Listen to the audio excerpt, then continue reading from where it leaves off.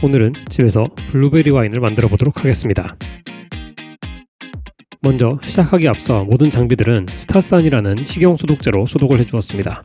술이 발효가 되는 대신 썩으면 안 되니까요. 발효기를 소독제를 희석한 물에서 꺼내주고, 블루베리는 코스트코에서 산 냉동 유기농 블루베리를 사용하겠습니다. 발효에 앞서서 이런 제품을 사용할 때는 보존제가 들어가 있지는 않은지 잘 확인해야 됩니다. 발효에 방해가 되기 때문이죠. 이 제품은 앞면에 대문짝만하게 보존제가 없다고 적혀 있어서 선택했습니다. 블루베리 한 봉지를 전부 발효기에 넣어 주었습니다. 총 1370g이 있었네요. 블루베리에 있는 과당만으로는 알코올을 충분히 만들 만한 당분이 없기 때문에 설탕을 더해주겠습니다. 총 770g 더해줬습니다. 그리고 이제 물을 일단 발효기에 3분의 2 지점까지만 넣어주었습니다. 그리고 잘 살균된 스푼으로 저어서 섞어주겠습니다. 과일을 발효할 때는 과일에 있는 세균이나 야생 효모들을 일단 살균하고 시작해야 됩니다. 살균은 여러 가지 방법이 있지만 저는 화학 첨가물을 쓰지 않고 수비드 머신을 이용해서 60도에서 20분간 가열해줘서 저온 살균을 해주도록 하겠습니다. 스테이크용 온도계를 이용해서 발효기의 내부 온도가 60도까지 올라가는 것을 확인했고요. 블루베리가 냉동된 상태에서 시작했기 때문에 60도까지 가열되는 데는 상당히 오랜 시간이 걸렸습니다. 열이 골고루 퍼지도록 마지막으로 잘 저어졌고요. 이제 블루베리가 전부 녹았기 때문에 스푼으로 으깨주겠습니다. 이렇게 20분간 가열이 되는 동안에 와인에 부족할 수 있는 탄닌을 보강해줄 홍차를 준비하겠습니다. 회사 탕비실에서 슬쩍 해온 홍차 티백을 하나 준비해왔고요. 끓는 물을 붓고 5분간만 우려내겠습니다. 너무 오랫동안 우리면 쓴맛이 너무 강해질 수 있기 때문에 정확히 5분만 우려내고 티백을 꺼내서 버렸습니다. 준비된 홍차는 랩을 씌워두고 잠시 치워두겠습니다. 살균이 끝난 블루베리를 스위드 머신에서 꺼내겠습니다. 벌써 색이 너무 예쁘네요. 발효를 시작하기엔 너무 뜨겁기 때문에 상온에서 2시간 동안 천천히 식혀주도록 하겠습니다. 아까 타뒀던 홍차도 이 시점에서 넣도록 하겠습니다. 몇 시간의 시간이 지나서 블루베리가 모두 식었습니다. 이제 건조된 효모에 물을 줘서 활성화를 시키겠습니다.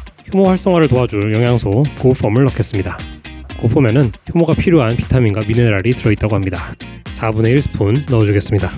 오늘 사용할 효모도 크바이크 루트라입니다.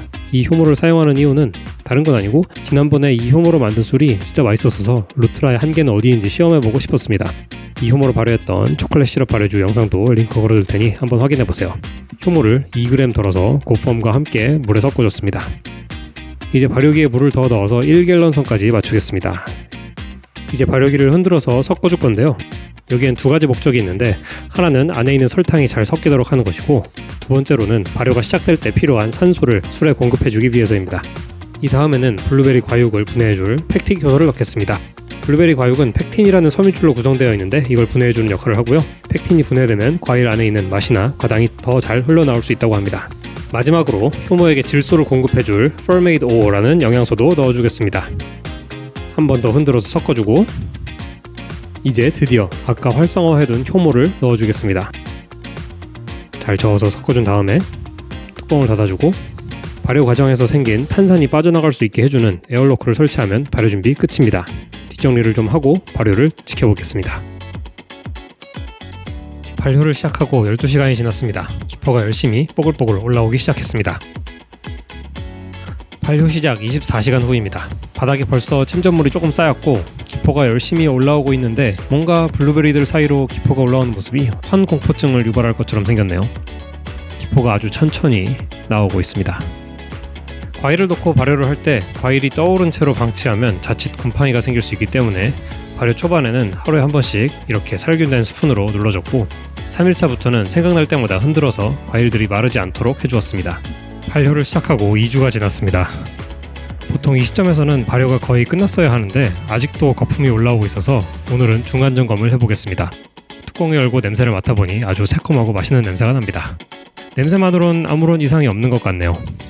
블루베리를 너무 오래 담궈두면 맛이 변질될 수 있다고 해서 이 거름망으로 과육들을 전부 건져내도록 하겠습니다.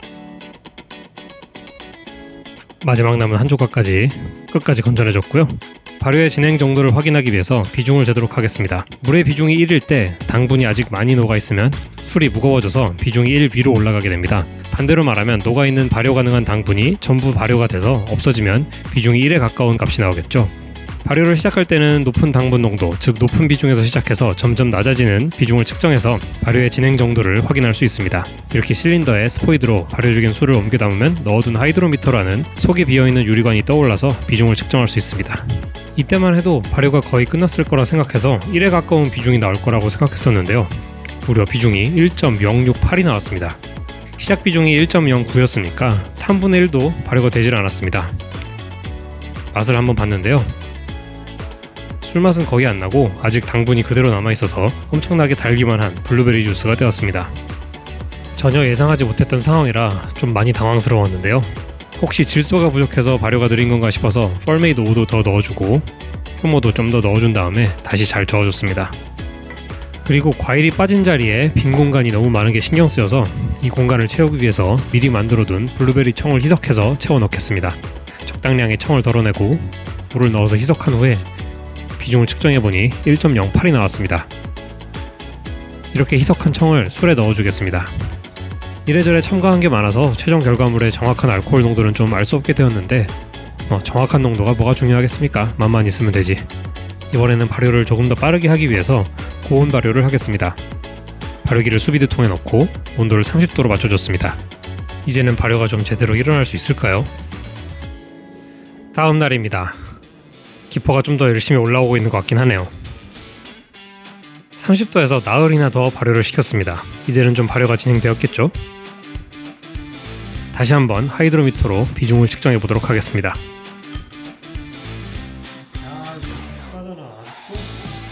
1.052가 나왔습니다. 전보다 빠르긴 하지만 여전히 너무 느리네요. 고온에서 발효를 했는데도 진짜 정말 너무 느립니다. 혹시 산도가 문제인가 싶어서 리트머스 시험지를 가져와서 pH도 측정해 보았습니다. 몇 방울 시험지에 떨어뜨려 보고 색의 변화를 지켜봤는데요. pH도 4밖에 안 되어서 사실 발효하기에 무리가 있는 pH라고 볼 수는 없습니다. 많은 분들이 쇼츠에서 댓글로 블루베리를 제대로 으깨지 않아서 그런 것 같다고 하셨는데 사실 대부분의 발효 가능한 당분은 과일이 아니라 제가 따로 넣은 설탕에 있기 때문에 과일을 더 열심히 으깼다고 해서 발효가 더 빨리 일어나지는 않았을 것입니다. 그리고 사실 스푼으로 아까 보셨듯이 살짝 으깨주기도 했고요. 별 수 있겠습니까? 그냥 더 기다리는 수밖에. 다행히 맛이나 냄새에는 아무런 이상이 없었기 때문에 그냥 더 지켜보기로 했습니다. 고온 발효는 수비드 전기세가 아까워서 그만두고 그냥 상온에서 더 발효하기로 했습니다. 발효 4주째입니다. 여전히 기포가 올라오고 있습니다. 도대체 뭐가 문제일까요? 여전히 냄새에는 아무런 이상이 없고 다시 한번 비중을 측정해 보겠습니다. 1.034가 측정됐습니다. 아주 느리지만 진행이 되고 있기는 하네요. 맛도 한번 봤는데요. 이게 무슨 일이죠? 너무 맛있는데요? 전혀 기대하고 있지 않았는데 정말 의외의 결과가 나왔습니다. 블루베리의 산뜻한 맛이 과하지 않으면서 부드럽게 입을 감싸는 정말 기분 좋은 맛이었습니다. 너무 맛있어서 와이프에게도 한 잔 가져다 주었습니다. 한 모금 더 맛보면서 이걸 어떻게 하면 더 개선시킬 수 있을까 고민을 해봤는데요. 아직 조금 지나치게 달고 가벼운 느낌도 있어서 부족한 바디감을 채워줄 방법으로 오크 큐브를 넣고 발효를 더 진행하기로 했습니다. 오크통에 넣지 않고도 함께 숙성해주면 오크 향을 낼 수 있게 해주는 아이템입니다. 먼저 이만큼 작은 그릇에 덜어주고요. 끓는 물을 부어서 살균을 해주겠습니다. 5분 이상 담궈둔 후에는 살균된 물을 버려주고요. 근데 생각해보니 이렇게 할 필요가 없겠더라고요. 집게로 집어서 발효 중인 술에 직접 넣어주겠습니다.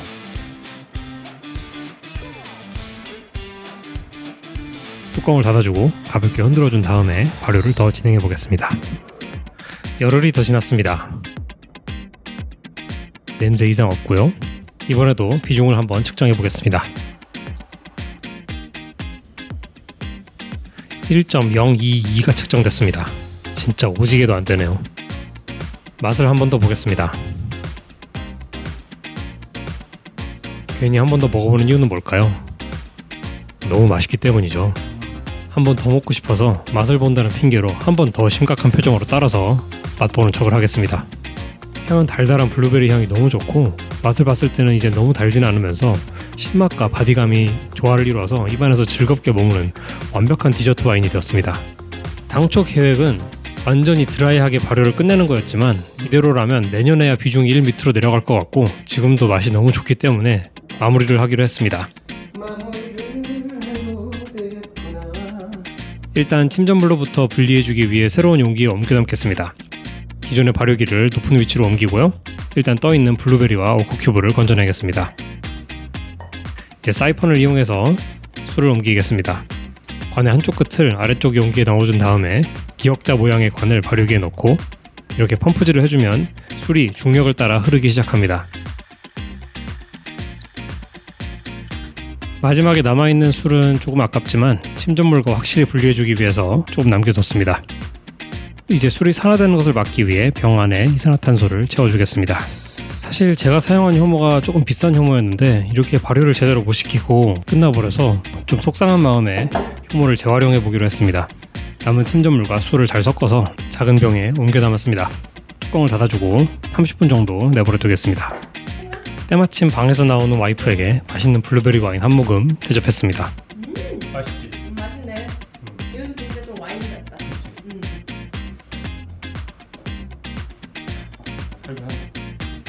이제 마지막 과정인 살균을 하겠습니다. 수비드통에 발효기를 넣고 수비드 머신을 연결해서 60도에서 20분간 가열해 주겠습니다. 살균이 진행되는 동안 효모 재활용을 위해 작은 발효기를 하나 준비했습니다. 여기에 블루베리 청과 물을 넣고 잘 섞어줬고요. 비중 재본이 너무 묽어서 청을 더 넣었습니다. 1.09의 비중을 맞춰준 후에 확실하게 pH도 측정했고요. 이제 아까 덜어둔 침전물을 사용할 건데요. 자세히 보시면 층이 나눠져 있는 것을 보실 수 있습니다. 아래쪽엔 죽은 효모들이 쌓여 있고요. 살아있는 효모들은 더 천천히 가라앉기 때문에 윗물에 살아있는 효모들이 있습니다. 윗물을 천천히 스포이드로 떠서 발효기에 옮겨 담겠습니다. 이제 아래에 있는 침전물은 냄비에 옮겨 담고 죽은 효모 세포들을 완전히 터뜨려서 살아있는 효모들이 그것을 양분으로 사용할 수 있게끔 5분간 끓여주겠습니다. 끓인 효모가 완전히 식으면 발효기를 다시 열고 거기에 넣어주도록 하겠습니다. 이렇게 재활용한 효모가 어떻게 되는지는 추후 다른 영상에서 업데이트 해드리겠습니다. 살균이 끝난 블루베리 와인은 꺼내서 상온에서 식혀주었고요. 새로운 침전물들이 가라앉을 때까지 일주일 더 기다리겠습니다. 자, 이제 드디어 마무리를 할 때가 왔습니다. 와인을 담을 병들을 스타산 용액으로 미리 살균해뒀습니다. 병 안에 있는 용액을 깨끗이 비워주고요. 병의 거품이 찝찝하다는 와이프의 의견을 적극 반영해서 한번 끓였다가 식힌 물로 거품들도 마저 헹궈줬습니다.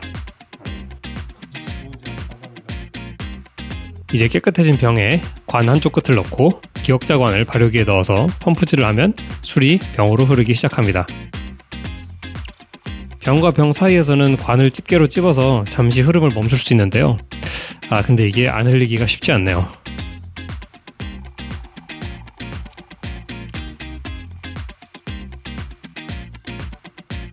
마지막으로 뚜껑을 닫아주고 병들을 잘 닦아주면 총 3병의 블루베리 와인이 완성되었습니다. 이제 마지막으로 맛을 한번 보고 마무리를 하겠습니다. 냄새는 아주 새콤하게 입에 침이 고이는 그런 블루베리 향이 되었고요. 맛을 한번 보면 단맛과 신맛과 더블맛의 조화가 진짜 완벽하게 이루어져서 제가 지금까지 만들었던 와인 중에 가장 맛있는 결과물이 탄생했습니다. 맛을 본다는 핑계로 자꾸자꾸 마시게 되는 그런 매력이 있는 향과 맛입니다. 아직 숙성이 덜 된 발효주 특유의 좀 센 알코올 향도 좀 나긴 하는데요. 한 반년 정도 더 숙성한 후에 다시 병을 따서 그때 한 번 더 맛을 보도록 하겠습니다. 지금까지 시청해주셔서 감사하고요. 다음에는 더 재미있는 발효 실험으로 찾아뵙겠습니다.